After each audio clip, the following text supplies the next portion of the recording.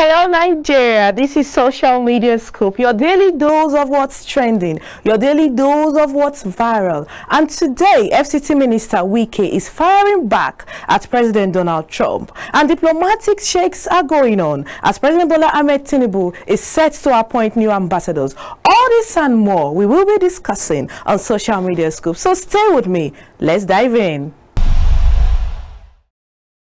Hello Nigeria, this is Social Media Scoop and I'm Chioma ABC. Let's begin. FCT Minister Nyesom Wike has fired back at President Donald Trump, stating that what he said, that Nigerian Christians are killed under the watch of Tinubu, is a flat-out lie. He stated and emphasized that security officials are mostly Christians. He also said that the narrative of a Christian genocide is purely political and pushed by the opposition. He says he will never be in a government that will kill Nigerians. Let's take a look at how Nigerians are reacting to this viral interview by FCT Minister Nyesom Wike.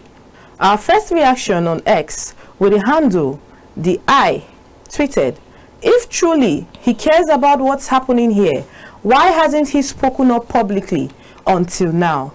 I have with me in the house a political and religious strategist, Venerable Reverend Francis Mountainfly. He is the UK Bureau Chief of the Plenary newspaper. Sir, it's an honor having you here today. Thank you very much, Emma. Thank you for joining us. You're welcome.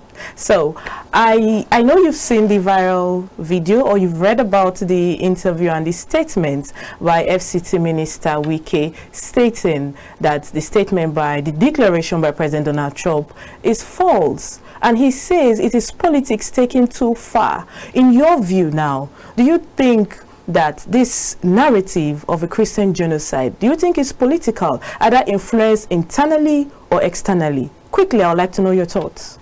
Yeah, thank you very much. I mean, we need to, first of all, understand the context. I think what, spilled this up, what waked this from the get-go was the word genocide. Yeah. I mean, we know what's been happening. It's not hidden. Exactly. I can remember when there's one that happened somewhere in Plateau.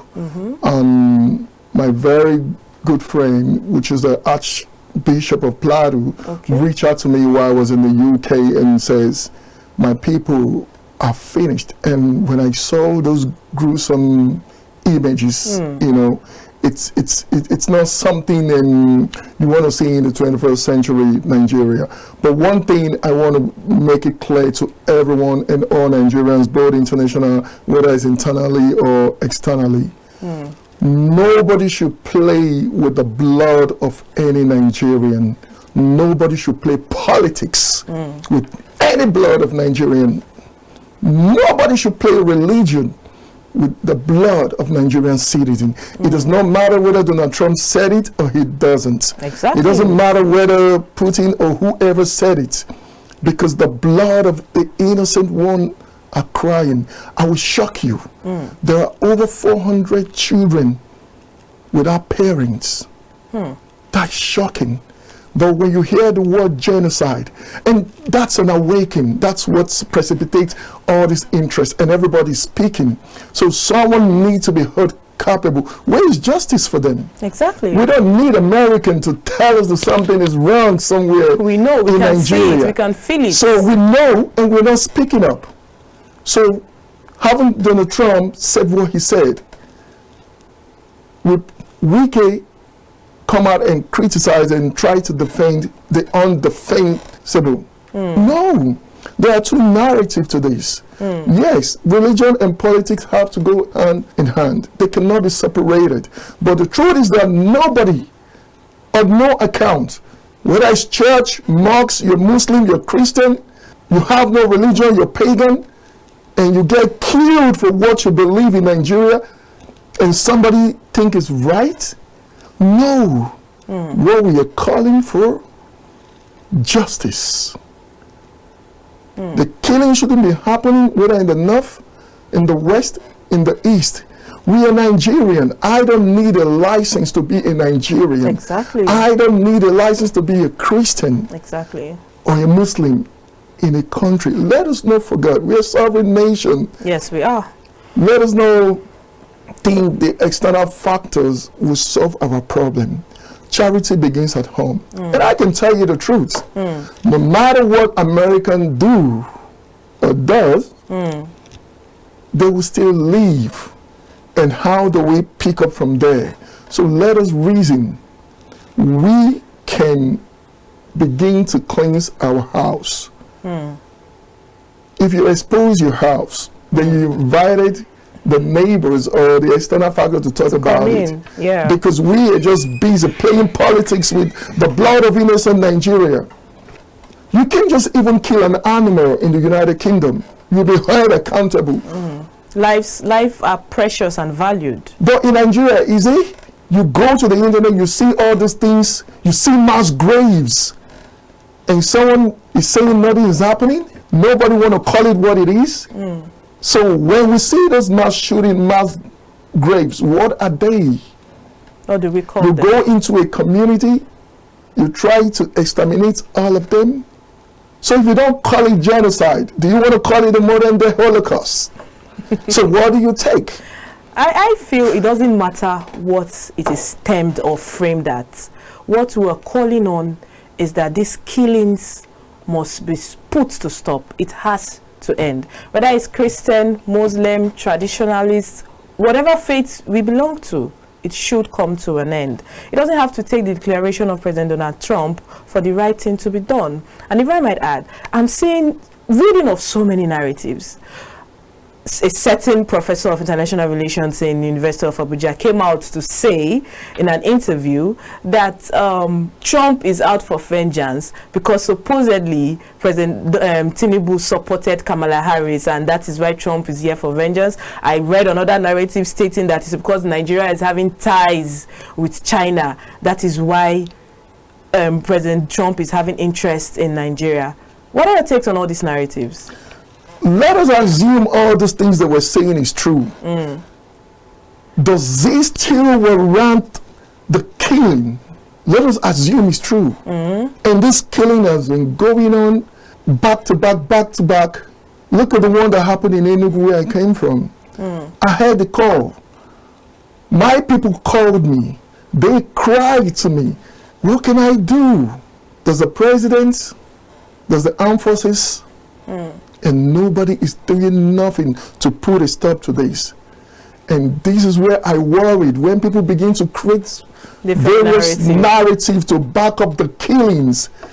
We're talking about killing of an innocent woman that has nothing. And you killed her and you left her baby beside her. That's disheartening. You maim, you rape, you do all this thing, and you want to justify it with all kind of Trump and Ahmed Bola Tinubu vote for Kamala Harris. Who cares? Did anyone die in the US during the election? But why is it happening in Nigeria? Because they don't have a voice? Or because the government is too busy playing who's going to move from one end of the party to another one? And they forget that this is your responsibility as a citizen of this country. Every leader must protect the citizen of this country. Whether you're a president, governor, senator, House of Rep member, pastors, imam, we have a duty of care. I cannot even sleep sometimes when I get these calls. So something must be done. Listen, ghosts don't do this act. Ghosts don't carry out this act. These are carried out by barbaric humans who has no conscience. How do they get the ammunition? So when American is saying something, we need to listen. What do they know? Rather than we trying to defend the undefended, what do they know? It's just a strategic. It's just for you to listen and look at the narrative. Have we tried to listen? They must have seen something. They must have witnessed something. There is evidence for them to just speak. They're not just going to come and say, "Oh, this thing is happening," without showing the word. We've seen it. Okay. So, thank you for that. Thank you for that in-depth analysis. Moving on.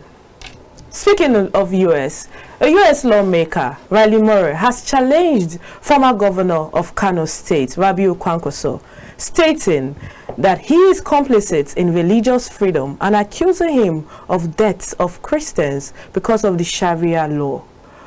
Governor Rabiu has insisted and kept his stance and said that the insecurities in Nigeria are faced by all citizens and it's not just a Christian genocide. And he has called for the support of US. Let's take a look at how Nigerians are reacting to this controversial tweet between the US lawmaker and the former governor of Kano. Our first reaction on X with the handle Bayo Onangoa tweeted, "Thank you, Senator Kwankwaso, for your patriotism. This is a time for all political leaders across the divide to unite behind our country and speak out as patriots." That's an interesting comment by that commenter. So he is stating that Nigeria is a sovereign and we don't need any external force to fight our fight, but rather he's calling on the US support. But speaking on Sharia laws and the concerns of human rights, do you think human rights and the Sharia law can coexist together in this nation, or is something that are two separable things because of the blasphemy laws that are under the Sharia law, and we still have our own law as a country? What's your take on this, please?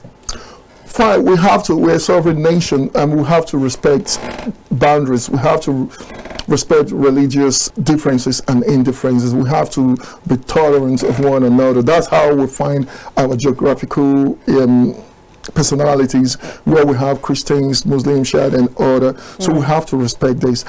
The question is that, does Nigerian constitution recognize Sharia law? If it's yes, what are the clauses within that? To what extent?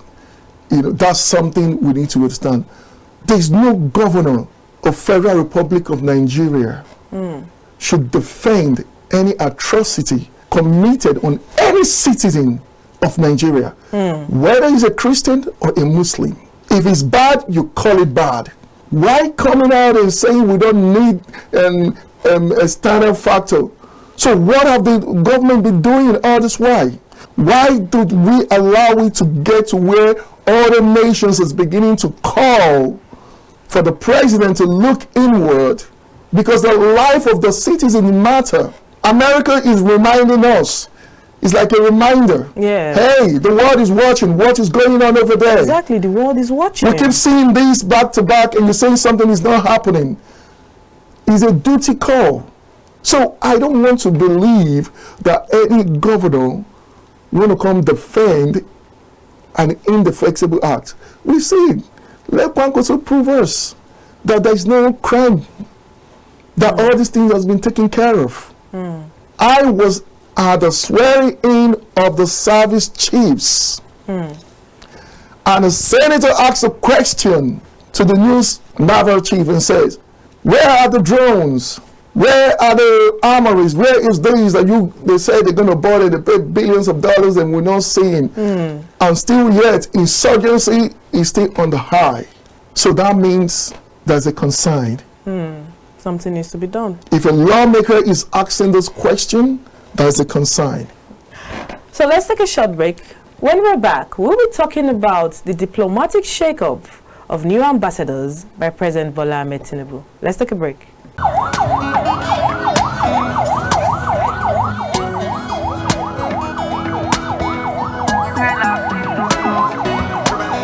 What's up, people? It's your boy Mayocon. Your boy Perry DMW up in this. Guys, my name is IK Bonan, Hollywood actor and producer. Okay, madam, so it's your girl in Kechi Blessing Sunday, aka Omo Logo Dida One. Keep watching Kaftan TV. And this is Kaftan TV. Don't go nowhere, don't touch that dial. This is Kaftan TV. keep watching. Keep it locked. I will say so. Opa. Keep watching Kaftan TV. Don't touch that dial.